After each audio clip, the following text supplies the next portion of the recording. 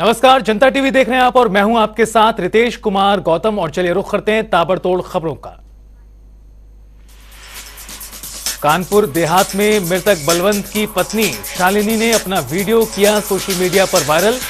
सांसद देवेंद्र सिंह भोले और उत्तर प्रदेश सरकार पर जताया भरोसा। शालिनी ने बताया, घटना की सूचना पर दिल्ली से कानपुर पहुंचे थे सांसद। कानपुर नगर में पोस्टमार्टम कराकर पुलिस की बर्बरता से उठाया पर्दा।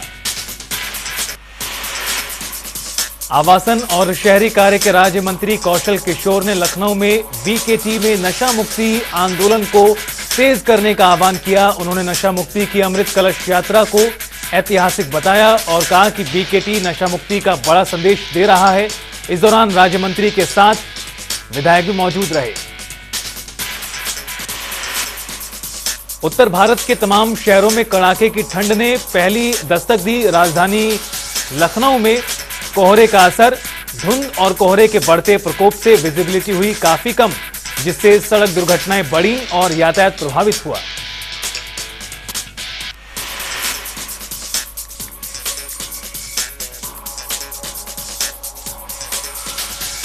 बस्ती लोकसभा सीट से बीजेपी सांसद हरीश द्विवेदी ने की प्रेस कॉन्फ्रेंस।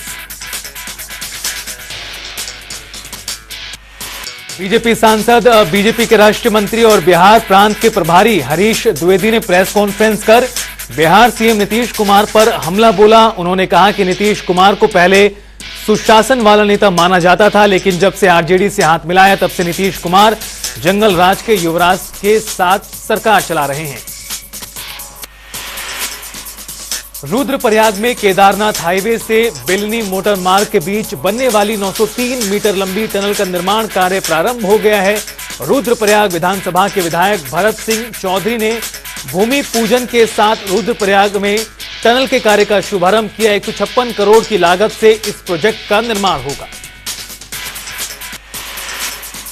बॉलीवुड की आने वाली फिल्म पठान को लेकर राजनीतिक बहस छिड़ी हुई है। उत्तराखंड कांग्रेस के प्रदेश अध्यक्ष करण मारा ने भगवा रंग को लेकर भारतीय जनता पार्टी पर निशाना साधा। उन्होंने आरोप लगाया कि भगवा का सबसे ज्यादा अपमान भारतीय जनता पार्टी ने ही किया है। भगवा रंग साधु संतों और सन्यासियों का रंग है और वो ही उसे धारण करते हैं।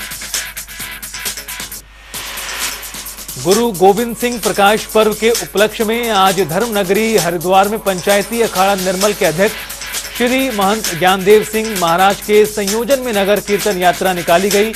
ग्राम शेरपुर खादर से कनखल स्थित निर्मल विरक्त कुचरिया डेरा कार सेवा तक नगर कीर्तन में बड़ी संख्या में श्रद्धालु भक्त शामिल हुए। मथुरा में बांके बिहारी मंदिर में हुई शूटिंग। बांके बिहारी जी के दर्शन भी इस दौरान तमाम एक्टरों ने किए।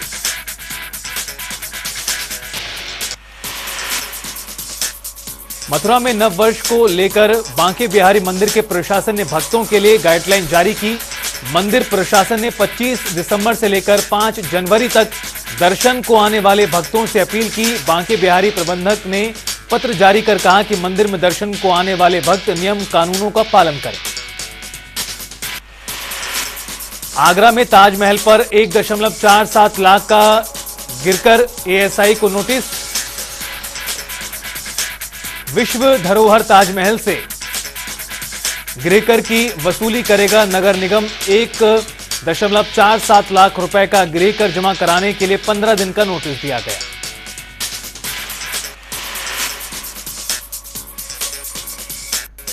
कासगंज में पहले कोहरे ने दस्तक दी। दिसंबर महीने की ठंड से जनपद में पहली बार घना कोहरा छाया है। कोहरे की वजह से लोगों को सर्दी और ठिठुरन का सामना करना पड़ रहा है। कोहरे के चलते विजिबिलिटी काफी कम हो गई है।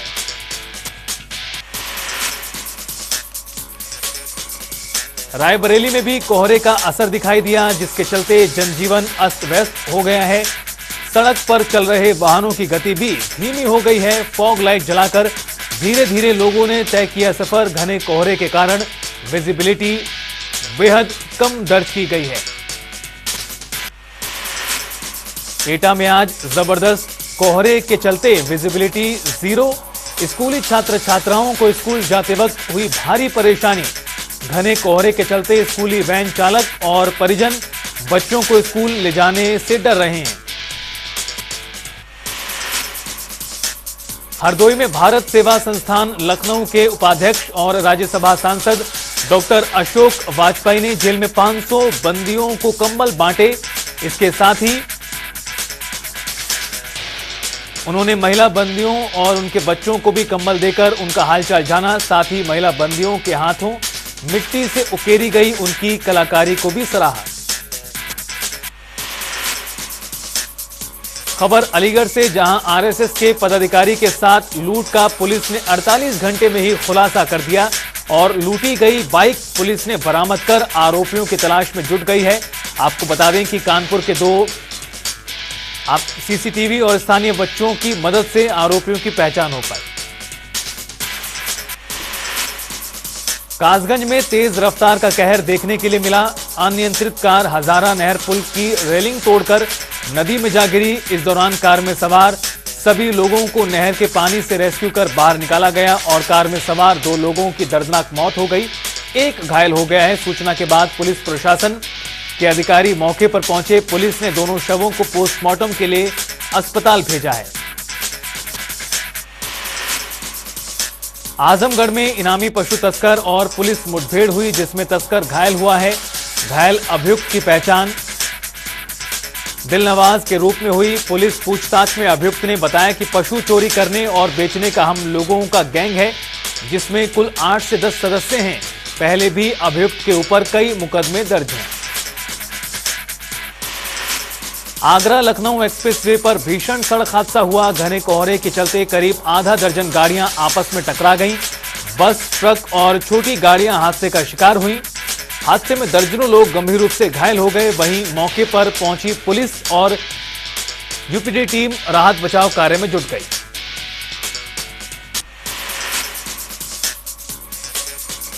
फिरोजाबाद के लालाऊ गांव में मॉर्निंग वॉक पर गए एडवोकेट शिव शंकर दुबे की गोली मारकर हत्या और हत्यारे मौके से हुए फरार। मामले में एसएसपी आशीष तिवारी ने कहा, हत्या की जांच करने के लिए 5 टीमों का गठन किया गया है और जल्द से जल्द आरोपियों की गिरफ्तारी भी की जाएगी। बदायूं में 10,000 की रिश्वतखोरी के ऑडियो मामले में एसएसपी ओम प्रकाश सिंह ने 2 पुलिसकर्मियों को सस्पेंड कर दिया। एसएसपी के निर्देश पर उझानी सीओ की जांच में पाया गया कि आरोपी पुलिसकर्मियों ने समझौते के नाम पर 10,000 रुपए की रिश्वत बतौर सुविधा शुल्क मांगी थी। बहरहाल एसएसपी ने विभागीय जांच के आदेश पूरे मामले में दिए हैं। रायबरेली में घने कोहरे के चलते स्कूली वाहन और लोडर में हुआ भीषण हादसा। स्कूली मैजिक वाहन और लोडर की हुई आमने सामने से जोरदार टक्कर। हादसे में लगभग आधा दर्जन बच्चे हुए चोटिल। स्कूली वाहन चालक मैजिक में ही फंसा रहा। स्थानीय लोगों ने कड़ी मशक्कत से ड्राइवर को बाहर निकाला। वहीं मौजूद लोगों ने आनन फानन में घायल बच्चों को नजदीकी सामुदायिक स्वास्थ्य केंद्र में भर्ती कराया। अस्पताल में बच्चों का इलाज किया जा रहा है। सलोन कोतवाली क्षेत्र के बगला रेवली संपर्क मार्ग पर यह घटना हुई थी। आगरा में नहीं रुक रहा अवैध खनन रोकने में नाकाम जिम्मेदार। खनन माफियाओं के हौसले बुलंद, बेखौफ कर रहे हैं खनन माफिया कोहरे की आड़ में यमुना का सीना छन्नी कर रहे हैं। खनन करते लाइव वीडियो भी हुआ है वायरल। खनन माफिया खनन कर पुलिस को चुनौती दे रहे हैं। शीतकाल के पहले कोहरे में अलीगढ़ इंटरनेशनल हाईवे पर कई सड़क हादसे में कई लोगों की मौत। लगभग 40 यात्रियों से अधिक हुए घायल। एम्बुलेंस न आने के कारण निजी वाहन ने घायल को राहगीरों और स्थानीय लोगों ने उपचार हेतु अस्पताल भेजा। एम्बुलेंस के अभाव में सड़क पर तड़पते रहे घायल यात्री। विधानसभा से बर्खास्त हुए कर्मचारी विधानसभा के सामने धरने पर बैठे। बर्खास्त हुए सभी कर्मचारियों की एक सूत्रीय मांग, केवल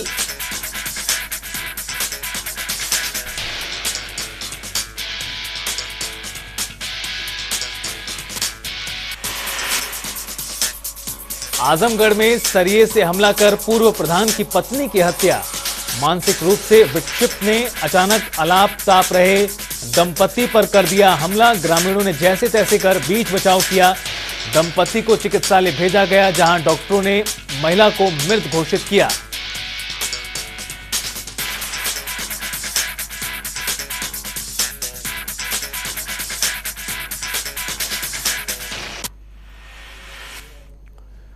और ताबड़तोड़ खबरों में फिलहाल इतना ही। खबरों में आगे बढ़ते हैं, रुख करते हैं एक बड़ी जानकारी का। ब्रेकिंग न्यूज आपको बता दें इस बीच जो सामने आ रही है, राजनाथ सिंह पहुंचे हैं वाराणसी।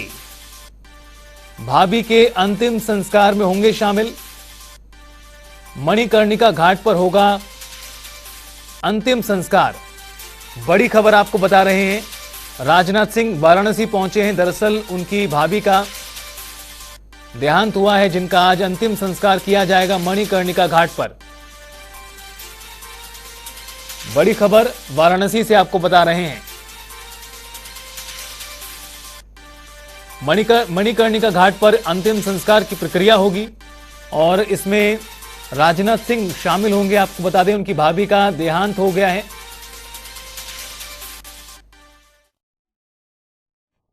तो मैं वही श्रद्धांजलि अर्पित करने के लिए और उनकी जो अंतिम क्रिया होती है उसमें भाग लेने के लिए आया था। और पार्लियामेंट चल रही है, पार्लियामेंट चलते हुए किसी को बाहर कुछ नहीं बोलना चाहिए। तो मैं वही श्रद्धांजलि अर्पित करने के लिए और उनकी जो अंतिम क्रिया होती है उसमें भाग लेने के लिए आया था। और पार्लियामेंट चल रही है, पार्लियामेंट चलते हुए किसी को बाहर कुछ नहीं बोलना चाहिए। तो मैं वही श्रद्धांजलि अर्पित करने।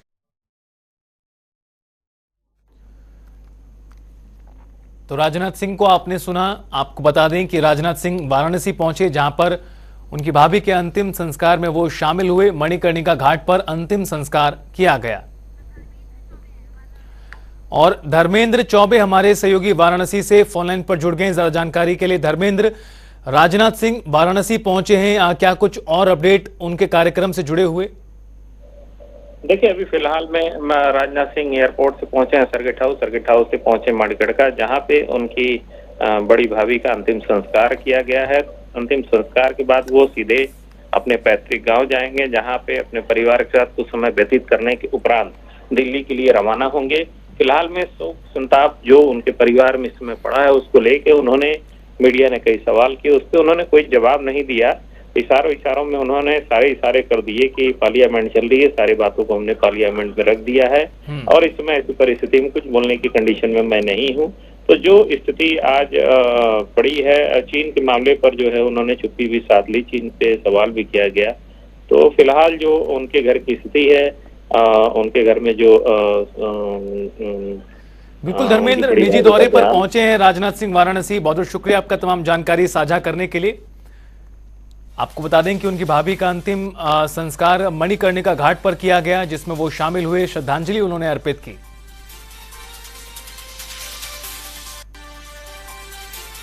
तो वाराणसी से बड़ी खबर आपको बता रहे हैं। हालांकि मीडिया ने इस दौरान चीनी सैनिकों से झड़प के मुद्दे पर भी सवाल किया। हालांकि उन्होंने इस पर जवाब देने से इनकार कर दिया और कहा कि संसद भवन काम कर रही है, वहां पर ही तमाम बातें रखी जाएंगी। और बुलेटिन में आगे बढ़ते हुए रुख करते हैं एक और बड़ी खबर का। ब्रेकिंग न्यूज से आपको अपडेट करा दें, अंकिता भंडारी हत्याकांड से जुड़ी ये बड़ी खबर। एसआईटी ने 500 पेज की चार्जशीट तैयार की है और आज एसआईटी की ओर से ये चार्जशीट कोर्ट में दाखिल की जानी है। और बताया जा रहा है कि एसआईटी की ओर से इस पूरी चार्जशीट में 30 पुख्ता सबूत शामिल किए गए हैं। तो आज कोर्ट में चार्जशीट पेश की जाएगी। अंकिता भंडारी हत्याकांड के बाद जिस तरह से लोगों में आक्रोश बना हुआ था, उसके बाद मामले में छानबीन एसआईटी की गठित की गई थी, जो उसने छानबीन पूरी की है और अब चार्जशीट तैयार कर ली गई है। कुछ दिनों पहले ही चार्जशीट तैयार हुई थी और जिसे आज कोर्ट में पेश किया जाएगा। अब इसके बाद कोर्ट की कार्रवाई का सिलसिला शुरू होगा। और विशाल गर्ग हमारे सहयोगी देहरादून से जुड़ गए हैं ज्यादा जानकारी के साथ। विशाल, अंकिता भंडारी हत्याकांड में एसआईटी आज अपनी चार्जशीट कोर्ट में पेश करेगी, क्या कुछ माना जा रहा है इस पूरी चार्जशीट को लेकर, चूंकि लोगों में काफी ज्यादा आक्रोश था इस पूरी घटना को लेकर? बिल्कुल, देखिए आज जो एसआईटी की टीम है वो कोर्ट परिसर में पहुंच गई है और अब कुछ ही देर में वो चार्जशीट दाखिल कर देगी। चार्जशीट जमा होने के बाद गवाहों के बयान भी वहां पर होंगे, या फिर जिस तरह से 500 पेजों की चार्जशीट बताई जा रही है कि 500 पेज की चार्जशीट दाखिल होगी और 100 से ज्यादा इसमें गवाह भी रखे गए हैं और 30 से ज्यादा एविडेंस जो है वो आज कोर्ट में पेश होंगे, जिन पर आज सुनवाई भी होगी। आगे की क्या कुछ प्रक्रिया रहेगी अभी फिलहाल इस पर संशय बना हुआ है, क्योंकि मामला कोर्ट में है और कोर्ट में अब बस कुछ ही समय में याचिका जो है वो दाखिल हो जाएगी और जो रिपोर्ट है उसको भी पेश कर दिया जाएगा। उसके बाद जो है वो आगे की जो कार्रवाई का सिलसिला है वो शुरू हो जाएगा, क्योंकि ये पहली चार्जशीट है और 90 दिनों में देखिए पुलिस ने अपना जो एक टाइम रखा था कि 90 दिनों के अंदर अंदर हम चार्जशीट दाखिल करेंगे, तो आज वो दिन आ गया है और 90 दिनों के अंदर अंदर ये चार्जशीट दाखिल कर रहे हैं जी। लेकिन विशाल, आखिरकार इस चार्जशीट में ऐसे कौन कौन से पुख्ता सबूतों का दावा किया जा रहा है जिसके जरिए जिस पूरे मामले में आरोपी हैं, जिन दोषियों को सजा दिलाई जानी है, एसआईटी की ओर से क्या तैयारियां की गई हैं इस पूरे मामले को लेकर?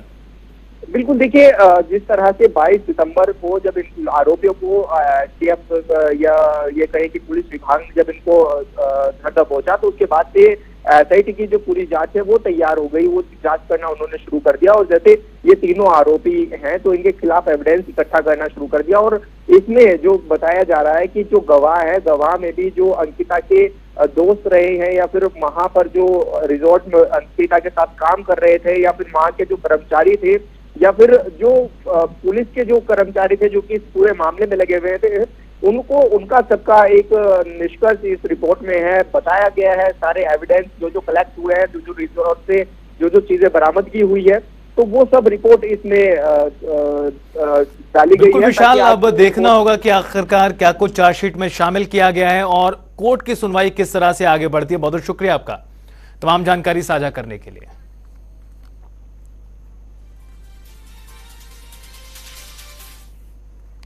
और चलिए रुख करते हैं, उत्तराखंड कांग्रेस में एक बार फिर घमासान शुरू हो गया है। देहरादून से बड़ी खबर आपको बता रहे हैं। एआईसीसी के पूर्व सदस्य योगेंद्र खंडूरी ने लिखा है पत्र। एआईसीसी के पूर्व सदस्य की ओर से यह पत्र लिखा गया है। फिलहाल इस बुलेटिन में इतना ही। आप देखते रहिए जनता टीवी।